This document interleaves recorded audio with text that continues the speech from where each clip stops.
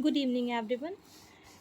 कल हमने definition clause start किया था और डिफिनीशन क्लॉज में मैंने जैसे बताया था कि हमने आपके यहाँ सुविधा के लिए लिख रखा है कि 7 वर्ड्स को हमने यहाँ पे डिफ़ाइन किया है और दो डिफिनीशन हमने देख ली थी। एक तो इमूवेबल प्रॉपर्टी किसको कहते हैं, दूसरा इंस्ट्रूमेंट किसको कहते हैं। तो जैसे कि हम कहने बताया था कि इमूवेबल प्रॉपर्टी मीन्स इसमें नेगेटिव सेंस में इसका डेफिनेशन दिया हुआ है which means that except these 3 things all other things are movable property. ठीक है, तो कौन सी वो 3 चीज़ें हैं, स्टैंडिंग टिम्बर, ग्रोइंग क्रॉप और ग्रास। इन तीनों को छोड़ के बाकी जितनी चीज़ें हैं वो इमूवेबल प्रॉपर्टी में आती हैं। ठीक है, तो ये क्वेश्चन आपका पूछते हैं।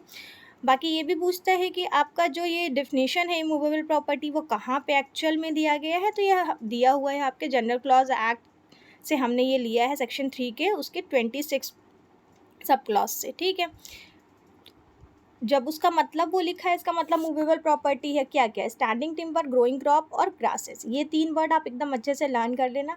वो जैसे ही कहीं पूछेगा कि इसमें से कौन सा इमूवेबल नहीं है या फिर इसमें से कौन सा मूवेबल है, तो यही 2 तरह के क्वेश्चन इस पर बनते हैं। और उसके बाद आप इसको बस ये 3 चीज़ें याद रहेंगी तो इन तीनों को छोड़ के बाकी जो भी आएगा आप उसको कर लोगे। ठीक है, मैंने आपको यहाँ तक सारी चीज़ें बता दी थी। हमने इंस्ट्रूमेंट के बारे में भी पढ़ा था। इंस्ट्रूमेंट किसको कहेंगे, जो नॉन टेस्टामेंट्री होंगी उसको हम इंस्ट्रूमेंट कहते हैं। नॉन टेस्टामेंट्री मीन्स क्या, एक्सेप्ट विल। ठीक है, विल को छोड़ के जितनी भी चीज़ें हो, जो भी इंस्ट्रूमेंट होएगा उसको हम इंस्ट्रूमेंट के कैटेगरी में लाते हैं। उसके बाद है अटेस्टेड। हमने अटेस्टेड पढ़ना स्टार्ट किया था कि कब हम कहेंगे अनुप्रमाणित मीन्स क्या होता है। ठीक है, attested the document must be signed by 2 और मोर विटनेसेस। पहले तो अब आप ये सोचो कि डॉक्यूमेंट क्या होता है। ठीक है, आपने एविडेंस एक्ट पढ़ा होगा तो उसमें डॉक्यूमेंट की डेफिनेशन आपने पढ़ी होगी। इसने कहा डायरेक्ट किसी भी डॉक्यूमेंट पे 2 या 2 से अधिक लोगों का जो साइन होता है, जब हम उसको साइन करवाते हैं उसको अटेस्ट करना कहते हैं। पहला ये कह रहा है, तो पहले आप ये जानो डॉक्यूमेंट किसको कहते हैं। एविडेंस एक्ट में जब आप डॉक्यूमेंट की डेफिनेशन पढ़ने जाओगे तो आप बोलोगे कि जब डॉक्यूमेंट क्या होता है, तो डॉक्यूमेंट 2 तरह का होता है, पब्लिक डॉक्यूमेंट होता है, ठीक है, और प्राइवेट डॉक्यूमेंट होता है। ऐसे करके फिर डॉक्यूमेंट में कोई ऐसा दस्तावेज, ठीक है, दस्तावेज जो कि आप यहाँ पे ट्रांसफ़र ऑफ प्रॉपर्टी एक्ट के बारे में बात कर रहे हैं, तो मतलब प्रॉपर्टी को ट्रांसफ़र करने से रिलेटेड जो भी आप दस्तावेज़ तैयार करवाओगे उसको हम कहेंगे ये डॉक्यूमेंट है। उसमें जब 2 विटनेसेस के सामने आप उसको साइन करवाओगे, 2 विटनेसेस का सिग्नेचर लोगे, तो उसको जो विटनेसेस होंगे उनके सिग्नेचर को हम क्या कहेंगे, अटेस्टेड।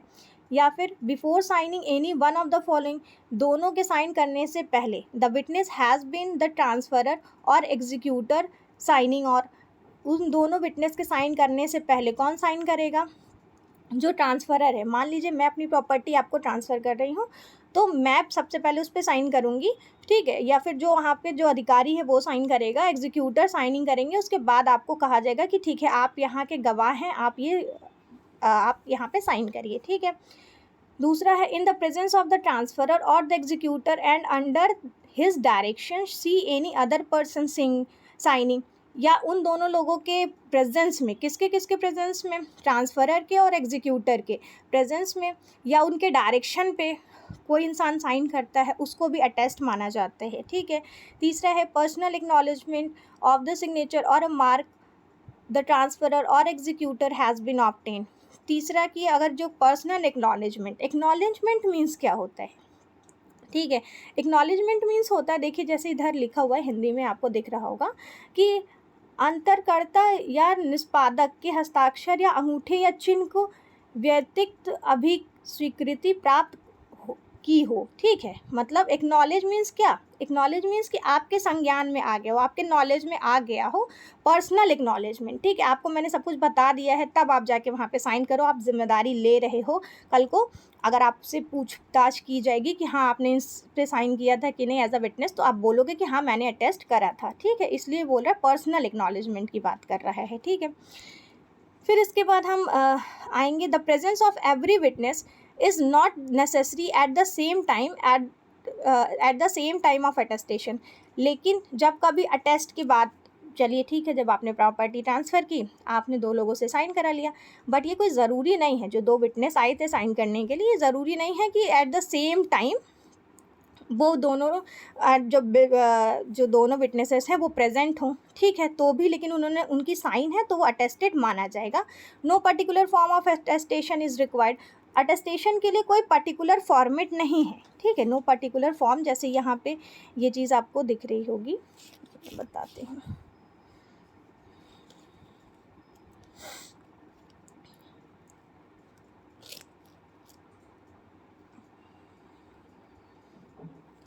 जैसे ये लिख रहा है ना, नो पर्टिकुलर फॉर्म, ठीक है, तो पर्टिकुलर फॉर्म की ज़रूरत नहीं है, ठीक है, कि पर्टिकुलर कोई फॉर्म नहीं है कि अटेस्टेशन के लिए नहीं होगा।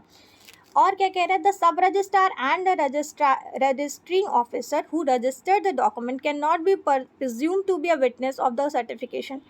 अब कह रहा है कि आप तो ये भी कह सकते हो ना, कल को कोई वाद आता है तो हम कहते हैं हमारे पास विटनेस नहीं थे, तो हमारे कागज़ पे जो है साइन तो जो रजिस्ट्रार और सब रजिस्ट्रार हैं उन्होंने भी तो साइन किया है, तो जो जब साइन करने वाले को ही आप विटनेस मान रहे हो, टेस्ट मान रहे हो, तो साइन तो इनका भी है।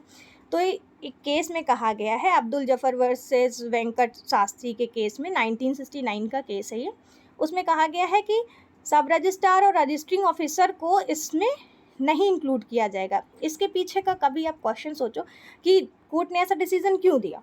कोर्ट ने ऐसा डिसीजन इसलिए दिया कि सब रजिस्ट्रार और रजिस्ट्रिंग ऑफिसर का तो काम ही यही है ना, रजिस्ट्री करना, साइन करना, उनके साइन के बिना तो आगे फाइल बढ़ेगी नहीं।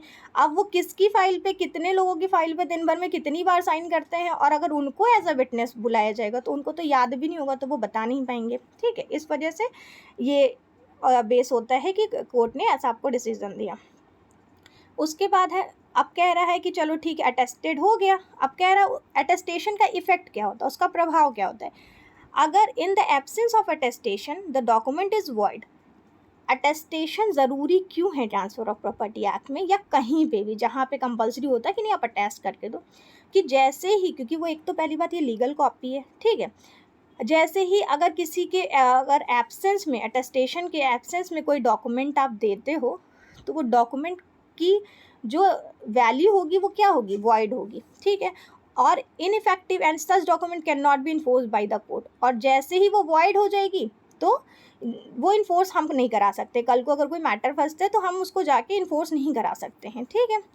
फिर क्या है दूसरा इफेक्ट इसका, रजिस्टर्ड, ठीक है। उसके बाद जो नेक्स्ट आपका वो है डेफिनेशन, वो है रजिस्टर्ड। अब रजिस्टर्ड किसको कहेंगे, ये वर्ड आपको अंदर के बहुत सारे सेक्शंस में एज इट इज़ आएंगे, तो जब ये मतलब आएगा, तो अगर मैंने एक जगह पढ़ा अटेस्टेड, तो अटेस्टेड जैसे ही मैं बोलूँगी, आपका मतलब ये, आपको ये समझना है अटेस्टेड मतलब क्या होता है। जब किसी डॉक्यूमेंट पे दो लोग का साइन होता है, उस साइन का इफ़ेक्ट क्या होता है, उसमें रजिस्ट्रार सब रजिस्ट्रार आते हैं कि नहीं आते, ये सारी चीज़ें एक साथ आपको वहाँ पे समझना है। जैसे ही मैं बोलूँगी अटेस्टेड, ठीक है, वैसे ही जो सेकंड है कि ये वो रजिस्टर्ड मतलब क्या होता है, means registered under the law for the time being in force regulating the registration of document at the time of, कह रहे हैं फॉर द टाइम बीइंग, देखिए मैं आपको बताती हूँ, जैसे ये दिया हुआ है, means registered under the law for the time being in force regulating registration of document. मतलब इसका मतलब क्या है, इसका मतलब ये क्या कह रहा है कि जैसे ही आप इसकी बात कर रहे हो कि हम कब कहेंगे कि रजिस्टर्ड है कि नहीं, तो रजिस्टर्ड कैसा रजिस्टर्ड, एट द टाइम, जिस टाइम रजिस्ट्रेशन कराया गया था उस समय उससे रिलेटेड जो भी लॉ था, ठीक है, उस लॉ के through for the time being in force regulating the registration of document, उस टाइम के थ्रू जो लॉ उस पर था उसके तहत आपका रजिस्ट्रेशन हुआ है कि नहीं, पंजीकरण हुआ है कि नहीं हुआ है, उसको रजिस्टर्ड कहते हैं, ठीक है। रजिस्टर्ड होने का मतलब क्या होता है, जैसे ही आप कहोगे कि मैं रजिस्टर्ड हूँ, जैसे कंपनी होती है, ठीक है, एक गवर्नमेंट कंपनी होती है, एक प्राइवेट होती है, तो हम जो प्राइवेट कंपनीज़ के आगे लिखा रहता है प्राइवेट कंपनी लिमिटेड, और एक गवर्नमेंट कंपनी होती है, एक सेमी गवर्नमेंट कंपनी होती है, तो जिसका रजिस्ट्रेशन जब तक वहाँ नहीं होगा कंपनीज़ में, तब तक उनको वो टाइटल नहीं मिलता है, तो ठीक है, एक बेटर टाइटल के लिए रजिस्ट्रेशन और उसके इन्फोर्समेंट के लिए बहुत ज़रूरी होते हैं, ठीक। उसके बाद नेक्स्ट डेफिनेशन है आपका अटैच्ड टू द अर्थ। ठीक है, अब हम कब कहेंगे अटैच टू द अर्थ, किस चीज़ को हम बोलेंगे कि अटैच टू द अर्थ है, तो ये हमारा इमूवेबल प्रॉपर्टी है या मूवेबल प्रॉपर्टी है। ठीक है, कह रहा है अटैच टू द अर्थ में जब कहेंगे कि ऐसा चीज़ रूटेड इन द अर्थ, जो ऑलरेडी रूटेड है अर्थ के अंदर, ऑलरेडी रूटेड है, जैसे ट्री है, शर्ब्स है। ठीक है, झाड़ियाँ जो होती हैं, देखिए झाड़ियाँ, हर्ब और शर्ब और ट्री, ये तीनों में डिफरेंस होता है। तो उसने शर्ब्स का नाम लिया, मतलब झाड़ियों को कहा है, लेकिन छोटे पेड़ पौधों को नहीं कहा है।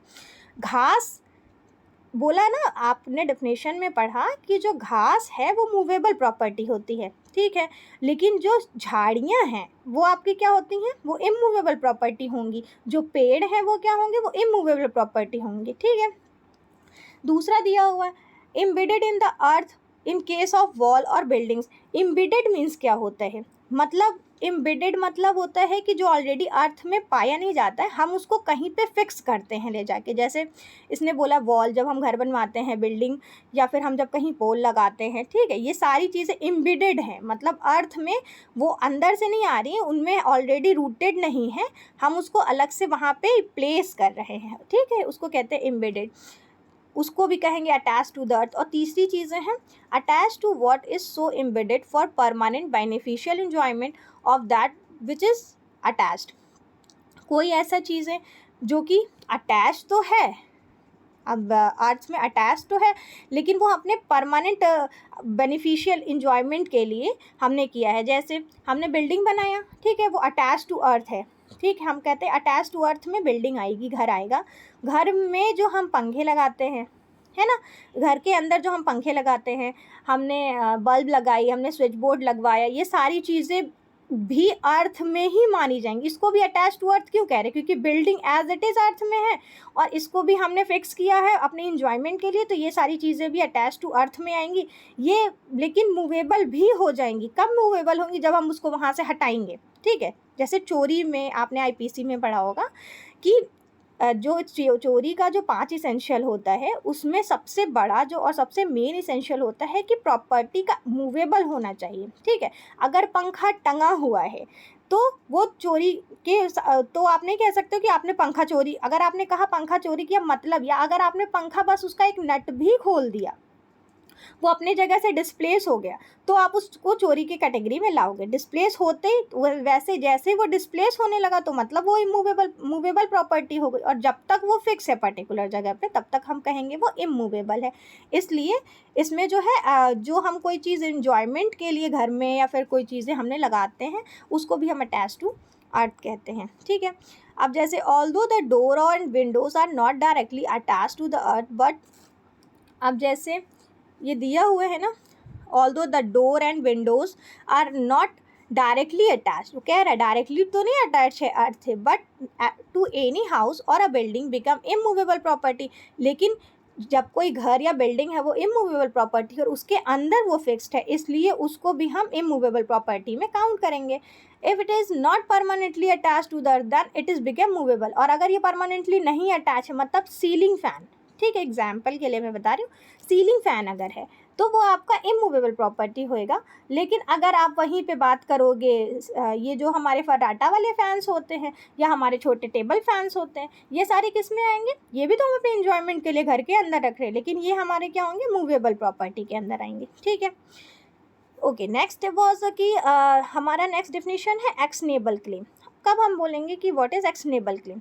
Actionable claim means a claim in which interest in any unsecured debt। अब देखिए इसका जो इसेंशियल है, ठीक है, हम कब कहेंगे क्या चीज़, अनियोज्य दावा किसे कहते हैं। Actionable claim means a claim in which interest in any unsecured debt. पहली बात तो इंटरेस्ट की बात कर रहा है, दूसरा अनसिक्योर्ड डेट के बारे में बात कर रहा है, और तीसरा मूवेबल प्रॉपर्टी के बारे में बात कर रहा है, is not in the possession of the Clement.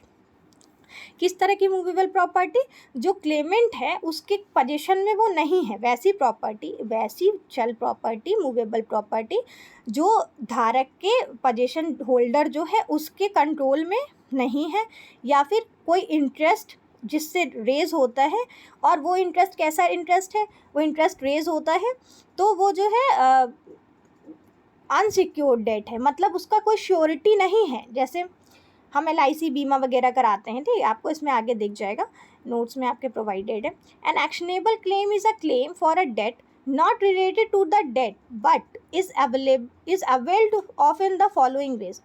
जो एक्शनेबल क्लेम होता है हमारा, वो कोई ऋण नहीं होता, ठीक है, लेकिन वो उससे रिलेटेड ज़रूर होता है।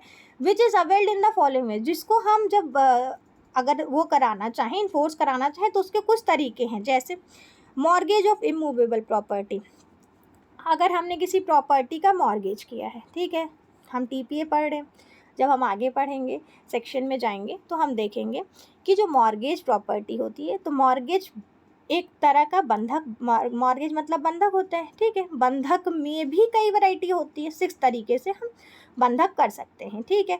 अब उसमें जो है बंधक जब करेंगे तो बंधक हमेशा इमूवेबल प्रॉपर्टी का किया जाता है, ठीक है।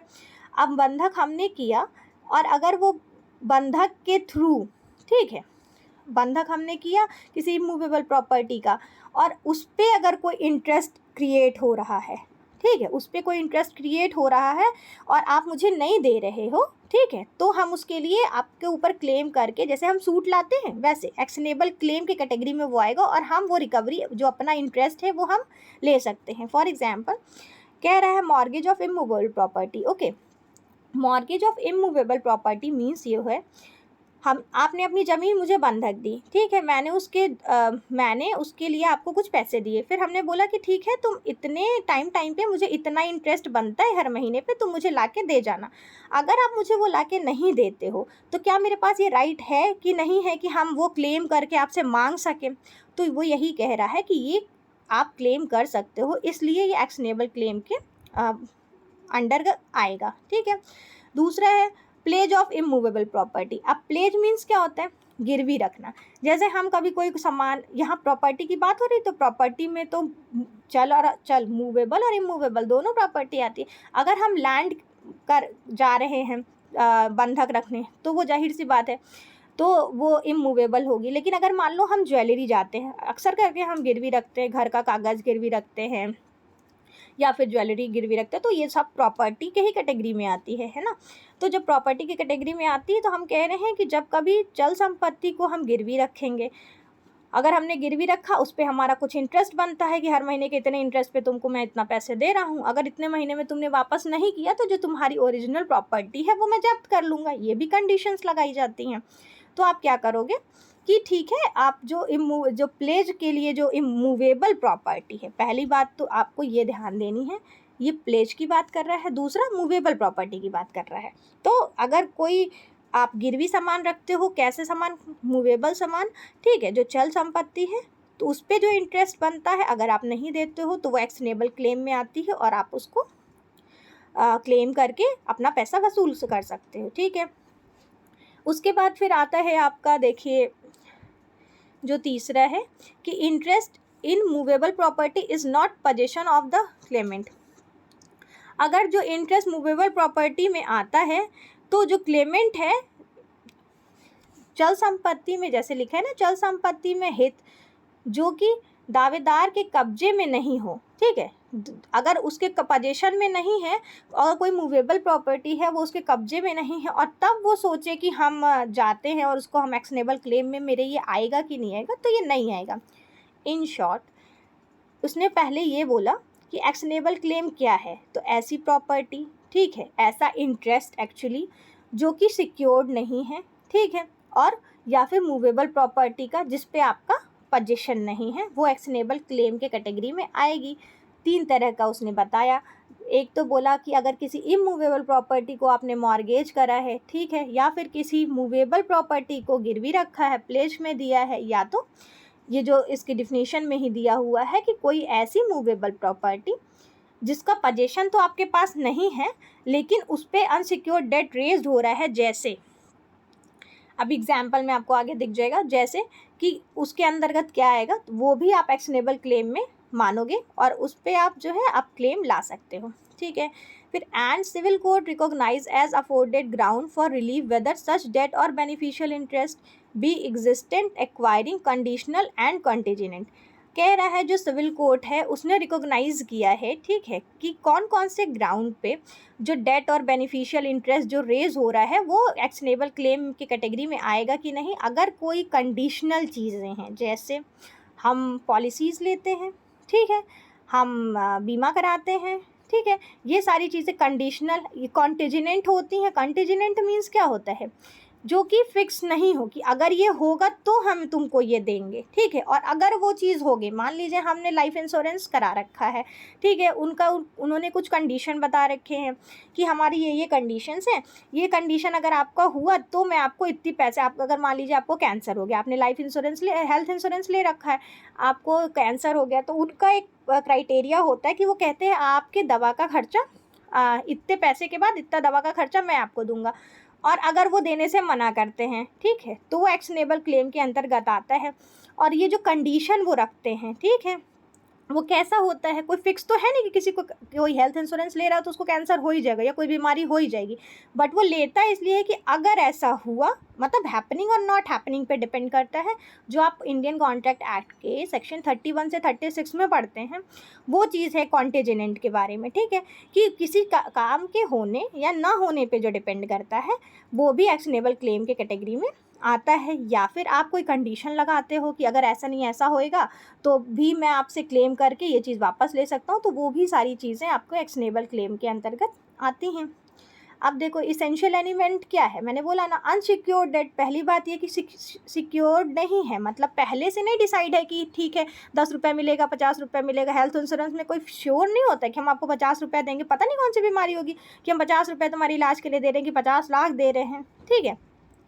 तो अनसिक्योर्ड डेट होता है। दूसरा beneficial interest in movable property, और जो भी बेनिफिशियल इंटरेस्ट मतलब ऐसा इंटरेस्ट जो आपको फ़ायदा देता हो, किस चीज़ से, किस तरह की प्रॉपर्टी से, मूवेबल प्रॉपर्टी से, वो दोनों चीज़ें एक्शनेबल क्लेम के अंतर्गत आती हैं और ये उसके एसेंशियल एलिमेंट्स हैं, ठीक है। अब इसके एग्जाम्पल्स जैसे दिए हुए हैं, देखिए एग्जाम्पल ऑफ एक्शनेबल क्लेम।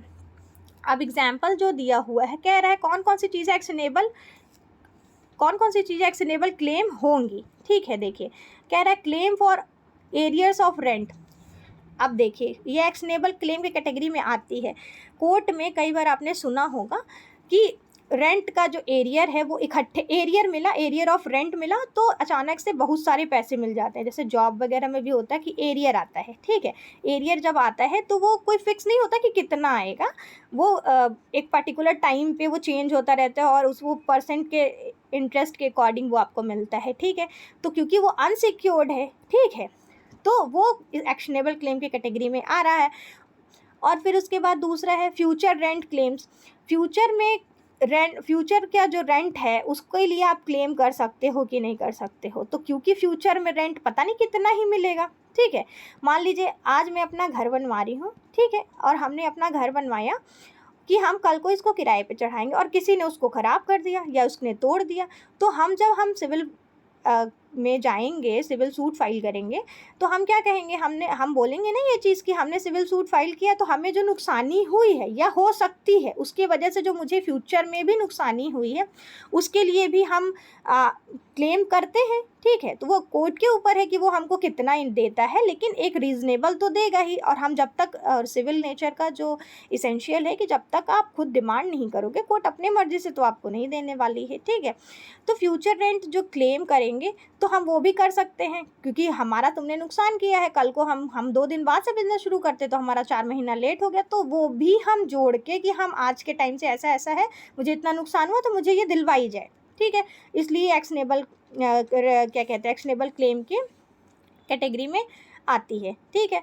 तीसरा है लाइफ पॉलिसीज़, जो मैंने आपको बोला हेल्थ इंश्योरेंस या बीमा पॉलिसीज़ जो भी हम लेते हैं वो भी, ठीक है। फिर चौथा है claim of any share in the partnership.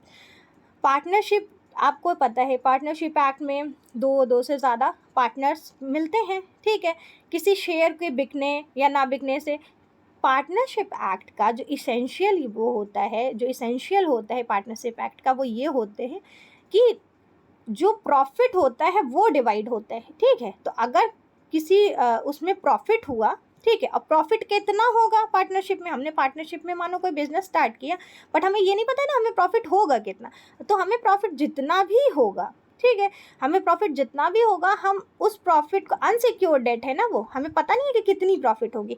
और अगर फिर दो पार्टनर्स में से अगर कोई मना करता है कि नहीं मैं तुम्हें नहीं दूंगा, ये तुम भले पार्टनर बने थे, एक बार तुमने बिजनेस में हाथ लगा, फिर तो तुमने कोई ट्रांजेक्शन चेक ही नहीं किया, तो मैं तुम्हें नहीं दूंगा, तो ऐसा आप नहीं कर सकते हो। ठीक है, वो एक्शनेबल क्लेम के कैटेगरी में आएगा और हम उसको क्लेम करके आपसे अपना जो भी इंटरेस्ट है वो हम वसूल सकते हैं। ठीक है, अब कह रहा है कौन सी चीज़ें नॉन एक्शनेबल क्लेम है, जैसे कॉपीराइट।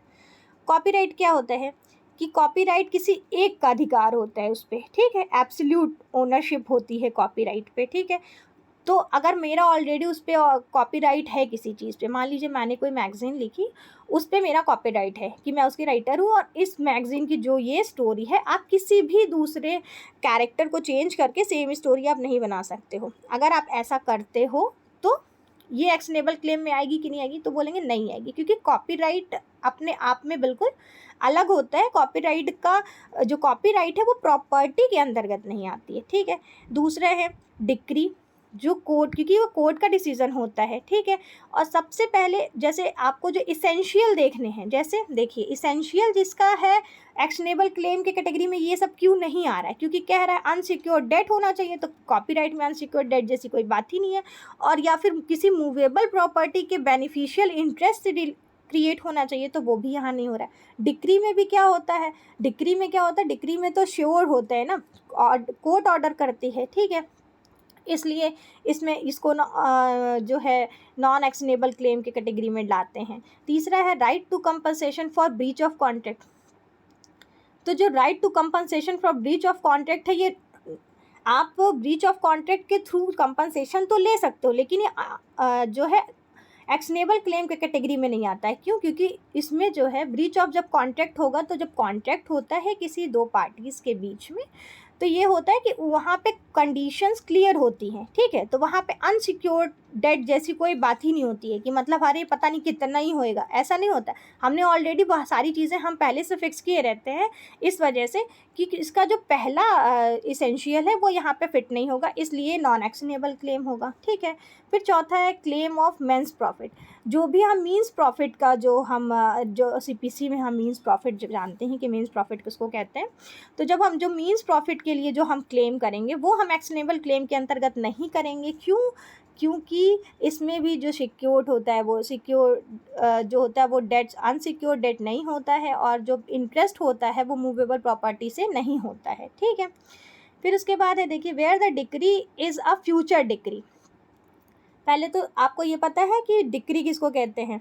ठीक है, सीपीसी में हम जानते हैं डिक्री 2(2) में डिफाइन है। ठीक है, डिक्री कह रहा है future decree, where the decree is a future decree, that future decree is not actionable claim। ठीक है, ये उसका एक्सेप्शन है एज इट इज़, और ये पर्टिकुलर केस में कहा गया है, कौन से, Jugal Kishori versus Rao cotton company limited AIR 1955 के केस में ये कहा गया है कि जो डिक्री है, क्यों, देखिए यहाँ पे स्टार्टिंग में ही इसने बताया है ना कि नॉन एक्शनेबल क्लेम में आता है, क्योंकि वो दोनों कंडीशन इसमें नहीं है। तो इस पर केस भी है, वो कौन सा है, जुगल किशोरी का है, किशोर का है, और ये एज इट इज़ आपके केस भी आते हैं, एग्जाम में पूछते हैं, ये एक्सेप्शन है।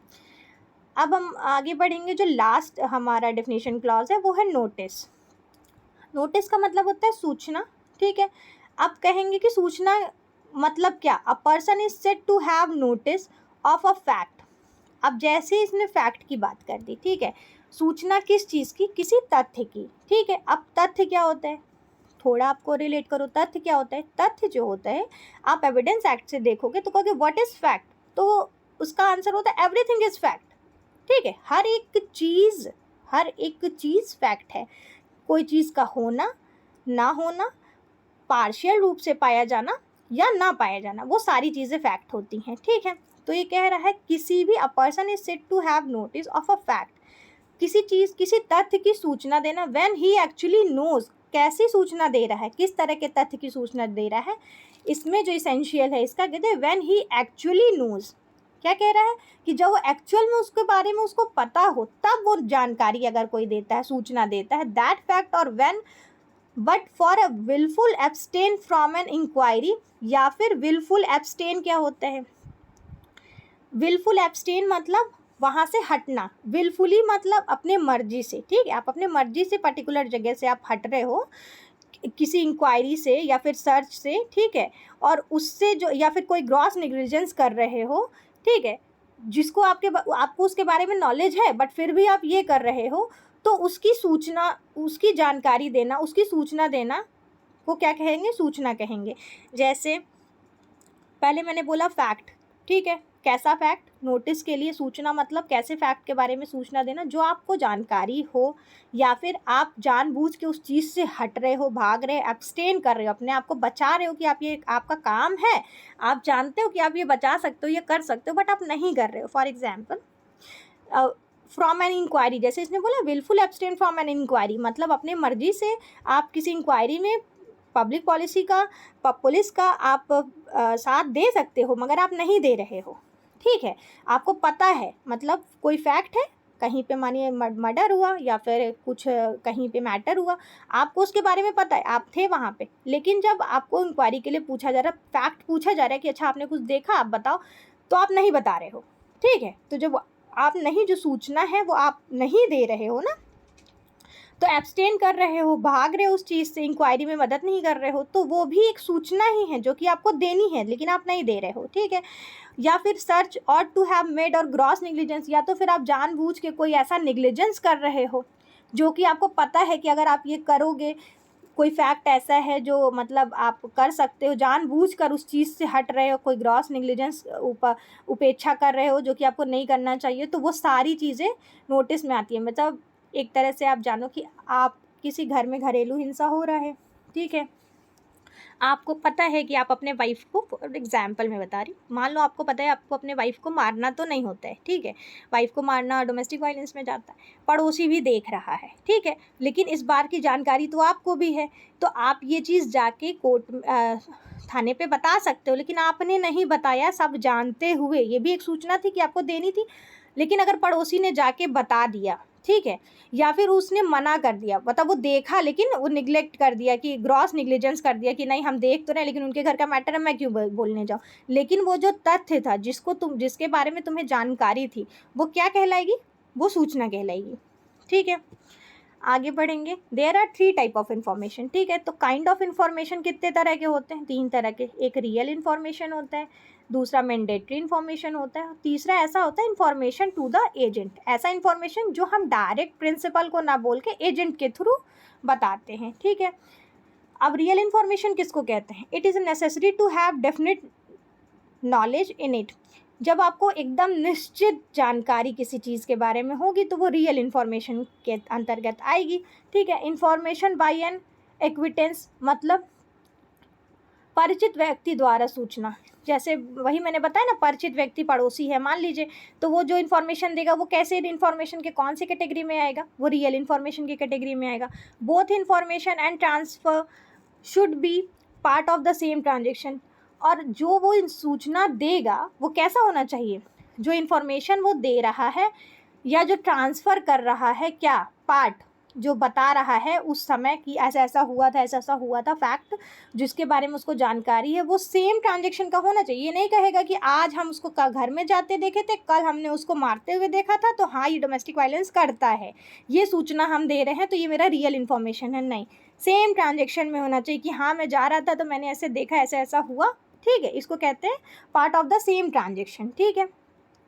दूसरा है मैंडेटरी इन्फॉर्मेशन, कब हम कहेंगे मैंडेटरी इन्फॉर्मेशन दे रहा है, 3 तरह की इन्फॉर्मेशन होती है, पहले आपने रियल इन्फॉर्मेशन देख लिया, दूसरा है मैंडेटरी। मैंडेटरी इन्फॉर्मेशन में क्या होता है कि आपको जो इन्फॉर्मेशन है वो कितने तरह 5 टाइप के मैंडेटरी इन्फॉर्मेशन होते हैं कि ये आपको देना ही देना है, अगर आप ये नहीं देते हो तो ये क्या आप करोगे, ओमिशन करोगे, ठीक है, ये एक्ट नहीं कर रहे हो, ओमिशन कर रहे हो आप, क्योंकि ये मैंडेटरी इन्फॉर्मेशन है कि इतना ये तो आपको बताना ही बताना है, ठीक है। पहला, be deem to result from wilful non examination of a person, आप जानबूझकर अगर किसी को पहचानने से एग्जाम, जैसे टेस्ट आइडेंटिफिकेशन परेड होता है एविडेंस में, ठीक है, अगर जानबूझकर अगर आप किसी को पहचानने से मना करते हो, ठीक है, तो ये आपका इन्फॉर्मेशन किस इन्फॉर्मेशन था, मैंडेटरी था, क्योंकि क्या पता अगर आप बता देते तो गलत इंसान पकड़ा जाता और सही इंसान फंसने से बच जाता। तो ये मैंडेटरी इन्फॉर्मेशन में आता है, क्योंकि वो पूरे फैक्ट एंड सर्कमस्टांसेस को चेंज कर सकता था। ठीक है, तो ये किस कैटेगरी में आएगा? वुलफुली, अगर आपने किसी के एग्ज़ाम में किसी पर्सन को पहचानने से अगर आप मना करते हो तो ये मैंडेटरी इन्फॉर्मेशन में आता है। दूसरा है be treated as a result of gross negligent, घोर उपेक्षा के परिणाम स्वरूप समझी जाएगी। किसको समझी जाएगी? अगर आपको कोई रिज़ल्ट है ना, ट्रीटेड एज अ रिज़ल्ट, कोई रिज़ल्ट है उसको आप निगलेक्ट करते हो, ठीक है, घोर उपेक्षा करते हो उसका, कि आपको ये काम करना था बट आप वो नहीं करते हो, वो जानकारी नहीं देते हो, तो वो कैसी जानकारी थी जिस पे वो पूरा फैक्ट बदल, जैसे सर्कमस्टेंशियल एविडेंस होते हैं, कभी कभी ऐसा होता है कि सर्कमस्टेंशियल एविडेंस के बेसिस पे पूरा का पूरा जो आपका फैक्ट, पूरा केस है, जितने एग्जामिनेशन हुए, ये हुआ वो हुआ, सारी जो प्रोसेस है वो पूरा एक सर्कमस्टेंशियल एविडेंस जो है आता है अचानक से कहीं से, और वो पूरे केस को ही पलट के रख देता है। ठीक है, वैसा वो कह रहा है कि अगर कुछ ऐसा चीज़ आप जानते हो बट आप नहीं बता रहे हो, ग्रॉस निग्लिजेंट करते हो, तो वो मैंडेटरी इन्फॉर्मेशन के अंतर्गत आता है। तीसरा है information resulting from the registry. ऐसा इन्फॉर्मेशन, मान लीजिए हमने कोई ज़मीन खरीदी या फिर हम कोई ज़मीन बेच रहे हैं, तो जो रजिस्ट्री से रिलेटेड जो भी इंफॉर्मेशन है वो कैसे इंफॉर्मेशन है? मैंडेटरी क्यों है? मान लीजिए कल को आपने बोला मैंने ज़मीन खरीदी तो मैंने रजिस्ट्री कराई ही नहीं, है ना, या फिर मैंने इन्फॉर्मेशन दी ही नहीं, मेरे पास रजिस्ट्री है ही नहीं, तो फिर वो कैसी इन्फॉर्मेशन हो जाएगी? तो वो वैलिड नहीं होगी ना, कल को आप इन्फोर्स नहीं करा पाओगे।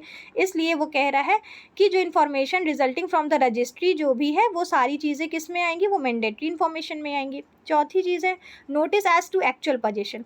एक्चुअल पोजीशन की सूचना कि असल में, जैसे कोई वाद हुआ मेरे और आपके बीच में, मान लीजिए कोई वाद हुआ, ठीक है, कोई सूट फाइल हुआ, हम कह रहे हैं ये मेरा है, ये मेरा है, ये मेरा है, पर्टिकुलर एक ज़मीन है, उस पर एक घर बना है, हम कह रहे हैं ये मेरा है, ये मेरा है, मगर कोर्ट क्या पूछती है कि आप पहले ये बताओ कि एक्चुअल में वहाँ पे अभी कब्जा किसका है, पोजीशन किसका है। तो जो ये चीज़ का बताना, ये सूचना देना कि नहीं साहब, या हम कह तो रहे हैं कि मेरा है, ये मेरा है, बट अभी मैं रहा हूँ, ठीक है, तो ये इन्फॉर्मेशन, इस टाइप की इन्फॉर्मेशन क्या है? मैंडेटरी इन्फॉर्मेशन के अंतर्गत आएगी। पांचवा है information received by the agent. कोई ऐसा इन्फॉर्मेशन कि आप, ये मैंडेटरी इन्फॉर्मेशन है कि आप ये बताओ, किसी प्रिंसिपल ने किसी एजेंट को नियुक्त किया है, अगर वो कोर्स ऑफ टाइम के अंतर्गत एजेंट कोई काम करता है तो ये माना जाता है कि वो प्रिंसिपल के बिहाफ पे काम कर रहा है, उसके पास सेम सब पावर है, उसको प्रिंसिपल ने ऑथराइज़ किया है कि तुम मेरे जगह पे ये काम करके मेरे पास लेकर आओ। ठीक है, तो अगर कल को कोई वाद होता है, ठीक है, कोई इन्फॉर्मेशन कोई मतलब मिसलीडिंग होती है, तो जो इन्फॉर्मेशन रिसीव्ड बाय एजेंट, आपको ये बताना ज़रूरी है कि आपने ये मेन प्रिंसिपल से सुना था कि आप उसके एजेंट ने बताया, क्योंकि एजेंट कई बार मिसलीड भी कर देते हैं ना आपको, तो ये आपको बताना ये मैंडेटरी इन्फॉर्मेशन में आता है कि आप बताओ कि ये आपने प्रिंसिपल से सुना था या एजेंट से सुना था। ठीक है, अब इसमें क्या है, क्या चीज़ नहीं मानी जाएगी मैंडेटरी इन्फॉर्मेशन?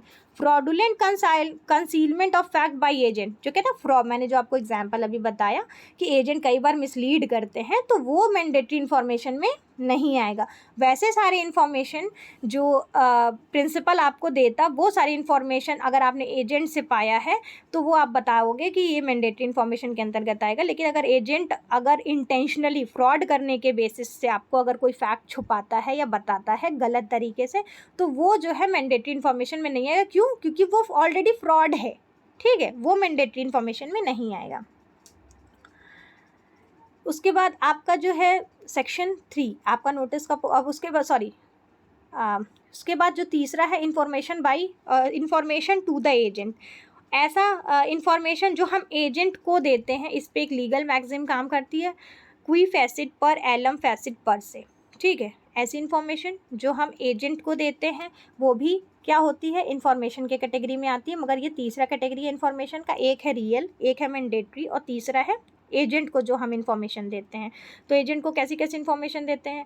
पहला है the information should be received in the capacity of the agent. तो जो इन्फॉर्मेशन हम दे रहे हैं वो किसके कैपेसिटी में होना चाहिए? एजेंट के कैपेसिटी में होना चाहिए। दूसरा है should be received in the capacity of the agency, और किसके कैपेसिटी में होना चाहिए? एजेंसी के।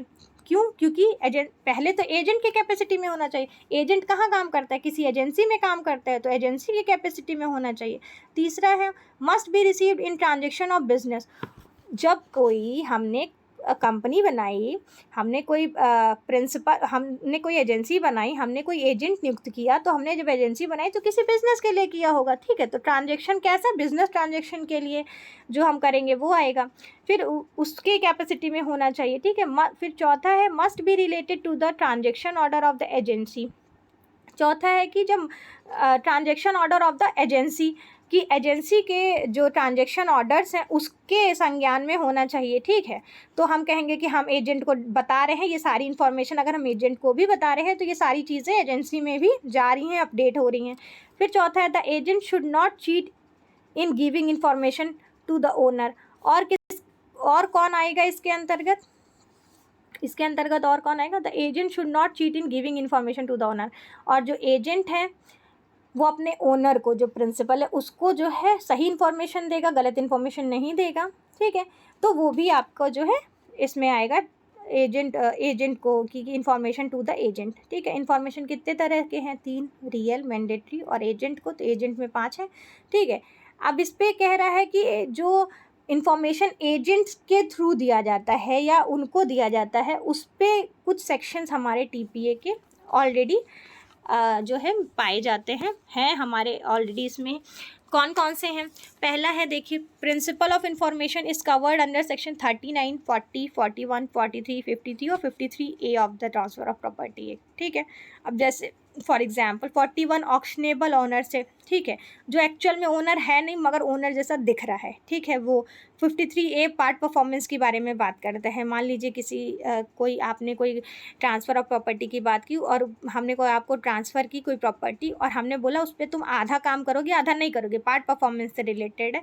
वो सारी चीज़ें जो इन्फॉर्मेशन है, ये भी हम इन्फॉर्मेशन ही तो दे रहे हैं, लेकिन एजेंट के थ्रू दे रहे, तो ये सारी चीज़ें उसके अंतर्गत आएंगी। फिर apart from this section 27 of the specific relief act, 27 section जो है स्पेसिफिक रिलीफ एक्ट का, या फिर सेक्शन 91 ट्रस्ट एक्ट का 1882, ये सारे जो है भी इंफॉर्मेशन के कैटेगरी में आएंगे।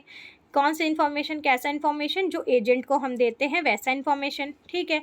मैंने आपको कल बताया था कि जो बेस है टीपीए का, ठीक है, तो वो बेस क्या है? इक्विटी का है, ठीक। इसीलिए इसमें trust act, specific relief act, contract act, ये सब क्योंकि सपोर्टिव्स हैं, तो इस वजह से इन सारे के प्रोविजंस भी यहाँ पे हम देख रहे हैं। फिर कह रहा है whether registration is a notice और not in a question of fact and not of law which depends on the circumstances of the cases.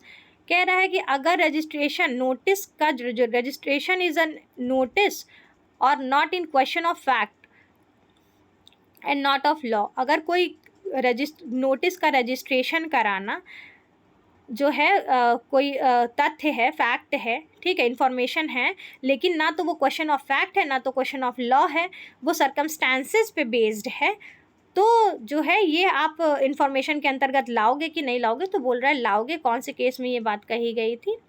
Tilakdhari versus Kedarlal AIR 1921 का केस है, इसमें कही गई थी, ठीक है।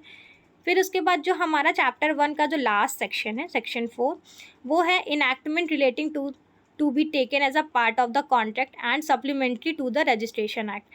जो भी इनएक्टमेंट हुई है संविदाओं से संबंधित अधिनियमितताओं या संविदा अधिनियम का भाग और रजिस्ट्रीकरण अधिनियम का अनुपूरक समझा जाना, ठीक है।